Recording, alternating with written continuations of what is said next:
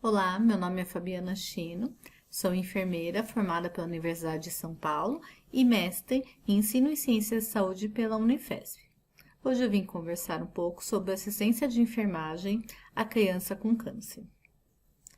Segundo as estimativas do INCA, em sua última publicação oficial no ano de 2016, o Brasil tem uma incidência de cerca de 12.000 a 500 casos novos ao ano. O câncer infanto-juvenil foi a principal causa de morte de crianças de 5 até adolescentes de 19 anos de idade, sendo na faixa etária de 0 a 4 anos a oitava causa de morte. Os principais tipos de câncer infanto-juvenil que nós percebemos são os hematológicos, que são as leucemias e os linfomas, os osteosarcomas, os sarcomas de partes moles e os tumores do sistema nervoso central. O que é importante destacar da assistência de enfermagem à criança com câncer é porque ela não começa no ambiente hospitalar. Considerando que o tratamento oncológico pediátrico é altamente especializado, nós temos uma concentração em alguns estados do Nordeste, Ceará e Pernambuco, e principalmente na região sul e sudeste, mais especificamente nas cidades de São Paulo e Curitiba, os centros de referência ao tratamento do câncer infanto-juvenil. Por ser um número bem menor e menos expressivo que o câncer adulto, que chega a 34% das causas de óbitos, totais do país, então nós temos um número de centros bem menores. O que leva a pensar que o nosso câncer, o tratamento da criança com câncer, ela deve iniciar ali na comunidade, na atenção primária. Em 2017, o Ministério da Saúde publicou um protocolo de detecção precoce do câncer infanto-juvenil, direcionado principalmente às equipes de saúde da família. Qual a importância desse protocolo?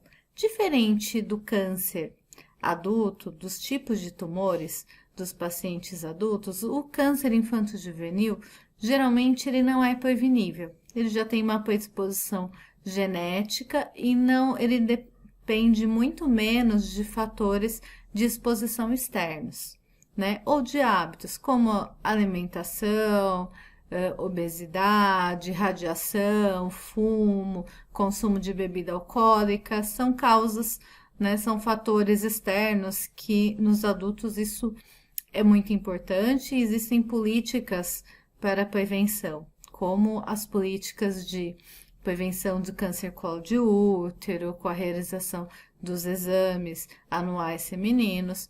Já na criança, pela característica do tumor, além dessa característica de ter já uma predisposição genética, tem uma outra questão que a criança ela está em fase de crescimento.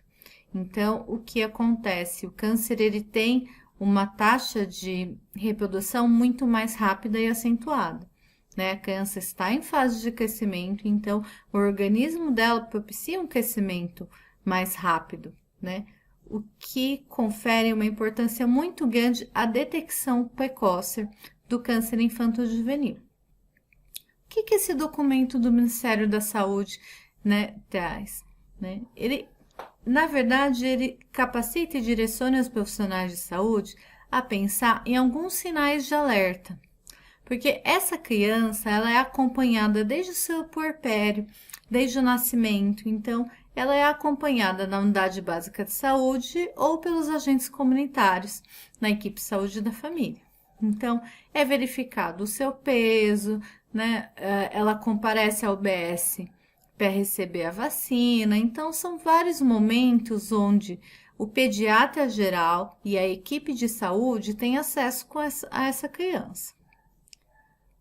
O que esse protocolo diz? Esse protocolo diz que tem alguns sinais de alertas importantes, como perda de peso importante, perda de apetite, sangramentos, as crianças que aparecem com alguns hematomas, sangramentos gengivais, febre sem motivo aparente, descartado as causas infecciosas persistentes de mais de 7 dias, sudorese noturna, cansaço, aquela dor de cabeça, enxaqueca que a criança geralmente tem pior à noite ou então quando acorda, principalmente acompanhada de vômito, são alguns sinais de alerta para o profissional. Pelo menos fazer uma investigação, né, e encaminhar para um pediatra. É importante que o médico já faça um screening.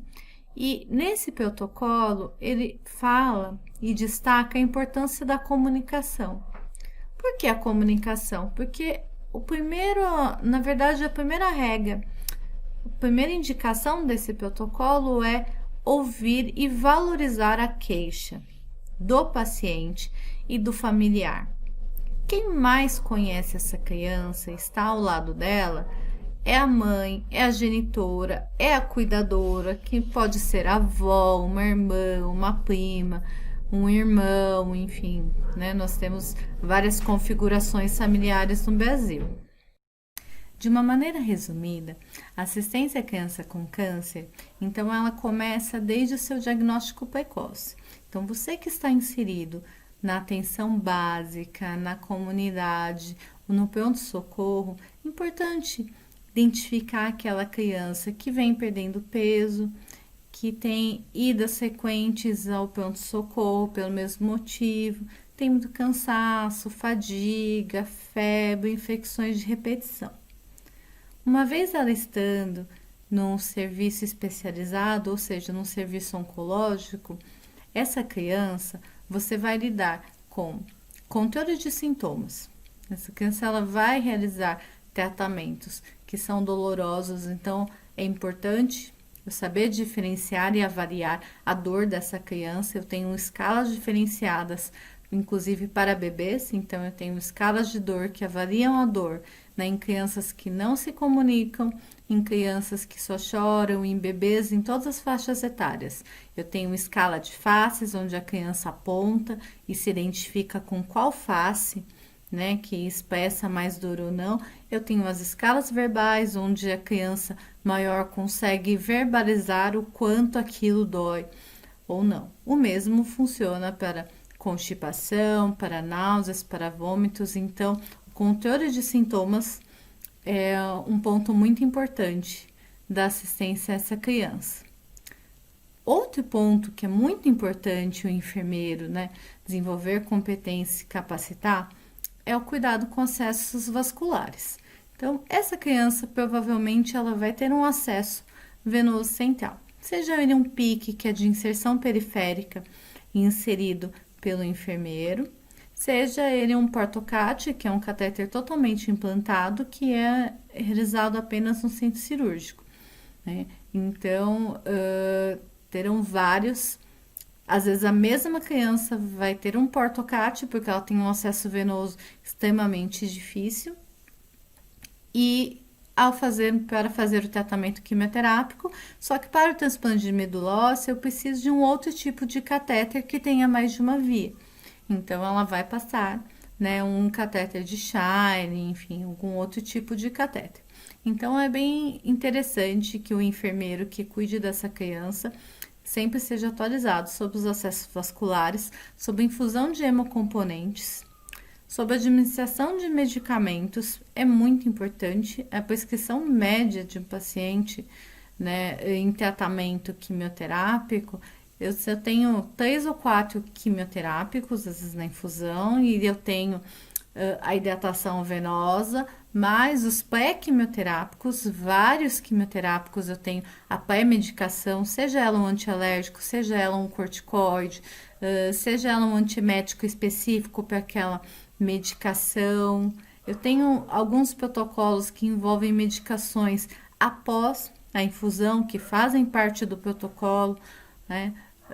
Então, eu preciso ter muita atenção na diluição de medicamentos. E quando eu falo ainda da criança, eu estou falando de um volume de medicação que pode variar de 5 a 10 ml até 1,5 litro.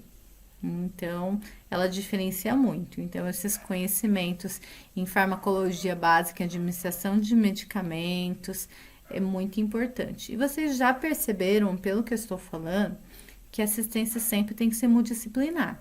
Então, o ideal é que se tenha uma equipe com suporte de psicólogo, farmacêutico, médico especialista, fisioterapeuta, terapeuta ocupacional. Inclusive, tem um profissional que é muito importante na pediatria, que é o professor. Então, vários serviços de oncologia pediátrica sabem que essa parte é muito importante, que é uma criança que está muitas vezes morando em outro estado, longe de todos, e está em fase de alfabetização, está em idade escolar, né? Então, ela está perdendo um tempo da sua formação. Os tratamentos podem ser mais breves, como podem ser mais longos. Tem tratamentos, né, que as crianças vêm de outros estados para São Paulo e ficam 4 ou 5 anos. Então, é preciso manter esse acompanhamento escolar sempre que possível, né? Então, esse é um recado básico para a gente conversar um pouquinho. A assistência à enfermagem à criança com câncer, ela é de extrema complexidade, mas ao mesmo tempo, quando a gente pensa que o enfermeiro é o profissional que ele é o mais habilitado ao cuidar e ao estar próximo do paciente e da família, ele não vai diferir tanto das outras especialidades, né? Porque basicamente vamos avaliar com rigor todos esses sintomas, manejar da melhor forma e sempre se comunicar da melhor forma possível com a criança e com sua família, trabalhando sempre em equipe, porque a assistência multidisciplinar é um dos fatores do sucesso para a cura dessa criança e para o seu restabelecimento. Obrigada.